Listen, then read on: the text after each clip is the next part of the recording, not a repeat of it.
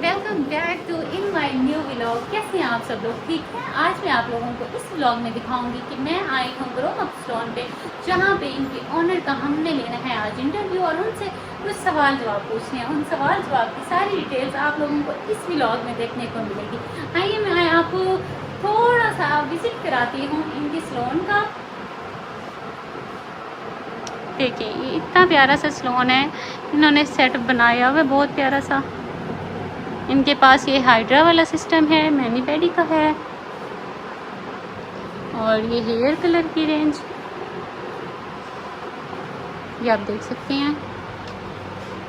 तो आज लेते हैं इनका इंटरव्यू और देखते हैं कि आज हमें क्या कुछ सीखने को मिलेगा।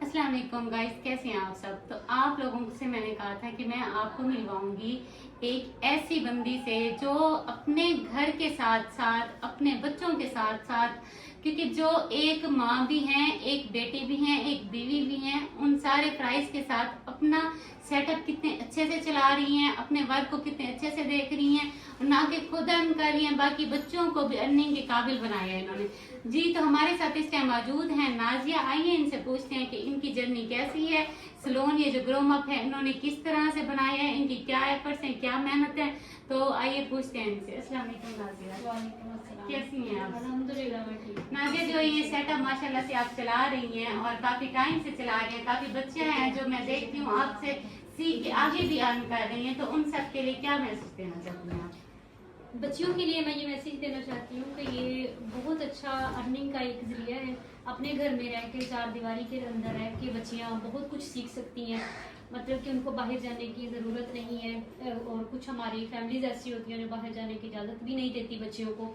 तो अपने घर में रह के अल्हम्दुलिल्लाह मैं अपने बच्चों को देखती हूँ, घर को देखती हूँ, सेटअप को देखती हूँ, सारा कुछ मैं देख लेती हूँ। और अल्हम्दुलिल्लाह अल्लाह का शुक्र है कि बहुत अच्छा सिस्टम चल रहा है और काफ़ी सारी बच्चियाँ हैं जो ट्रेनिंग के लिए आती हैं और सीख के फिर अपना अपना आगे सेटअप भी उन्होंने अल्हम्दुलिल्लाह रन करने वाली हैं। कुछ छोटे मोटे जो हैं वो रन कर भी रही हैं।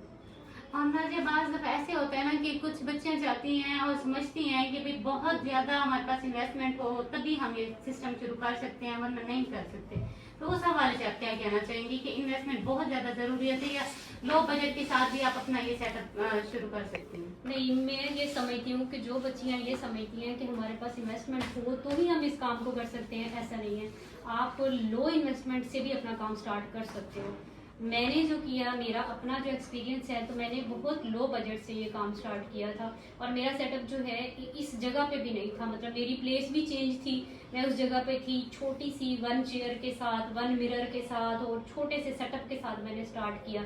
जब मैंने स्टार्ट कर लिया अल्हम्दुलिल्लाह 3 महीनों के अंदर मुझे इतना अच्छा रिस्पॉन्स मिला उस चीज़ का, तो मुझे लगा कि मुझे इस सेटअप को थोड़ा सा अपग्रेड करना चाहिए। फिर मैं वहाँ से मैंने इस सेटअप को चेंज करके इस जगह पे लेके आई और यहाँ पे अल्हम्दुलिल्लाह मैंने इसको यहीं से कमाया और इसी के ऊपर मैंने लगाया और लगा के मैं आज इस स्टेज पे खड़ी हूँ। अल्लाह का लाख लाख शुक्र है।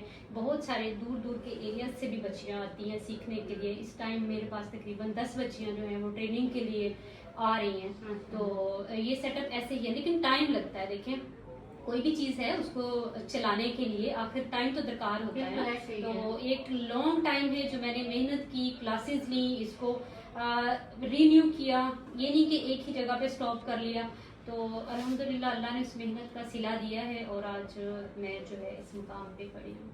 माशाल्लाह। और नाज़िया, मैं ये आप मुझे बताएं कि आपने जो ट्रेनिंग ली थी, आप कितने टाइम में आपने ट्रेनिंग ली और उसके बाद अपना सेटअप शुरू किया था? मैंने जो सबसे पहली ट्रेनिंग ली थी, मेरे पास बहुत शॉर्ट टाइम था, तो उस वक्त जो मेरी ट्रेनिंग थी सिर्फ 1 मंथ की थी। 1 मंथ की ट्रेनिंग लेके मैं फिर बैठी नहीं, मैंने अपने उस वक्त मैं मतलब गांव में थी, तो मैंने वहीं पे अपना सेटअप स्टार्ट कर लिया था। सिर्फ सेटअप ही नहीं, मैंने साथ छोटा सा बच्चियों को सिलाई सिखाने का और ये ट्रेनिंग देने का ये भी साथ मतलब कि डबल काम स्टार्ट कर लिया। उसके बाद फिर हम लोग सिटी में जब शिफ्ट हो गए, तो यहाँ आके मैंने फिर छोटे सेटअप से स्टार्ट लिया और साथ साथ मैं क्लासेस लेती गई आगे आगे।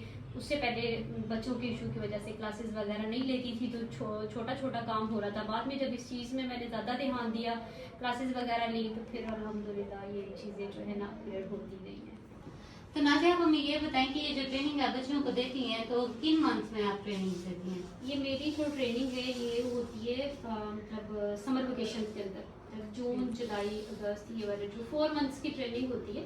लेकिन बच्चे 4 मंथ से थोड़ा सा ज़्यादा टाइम भी ले जाते हैं, क्योंकि मेरी कोई पाबंदी नहीं होती बच्चों को कि आपने सिर्फ 4 मंथ्स ही आना है। मैं उन्हें कहती हूँ कि आप जब अपना प्रोसीजर कंप्लीट कर लो, तो उसके बाद आप 2 4 6 महीने जो है ना आ सकते हो, आके अपना हाथ सेट कर सकते हो। जब बच्चे जो है वो प्रैक्टिस के अंदर रह लेंगे ना, तो बच्चे आ सकते हैं। ठीक है। और मुझे ये बताएं कि जो वर्क है, इसमें आप क्या क्या सिखाती हैं? वर्क मेरे पास 2 टाइप का है। एक मैं मैनुअल सिखाती हूँ, दूसरा एस्थेटिक सिखाती हूँ। मैनुअल्स के अंदर यही सारा स्पा का काम, हेयर का काम और ये कुछ होता है। एस्थेटिक के अंदर मेरे पास हाइड्रा है, हाई फ्रिक्वेंसी है, लैश एक्सटेंशन है और उसके बाद बीबी ग्लो है। ये सारे कुछ जो है ये एडवांस ट्रीटमेंट है। तो 2 टाइप के जो है वो मैं डिप्लोमा मतलब बच्चों को ट्रेनिंग जो है 2 टाइप की दे रही हूँ। सही।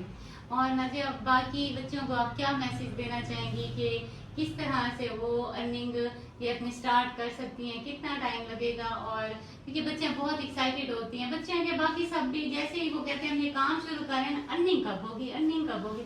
ट्रेनिंग से ज्यादा जरूरत उन्हें फील हो रहा है कि अर्निंग आनी चाहिए। तो इसके मुताबिक बताएं आप क्या कहेंगे?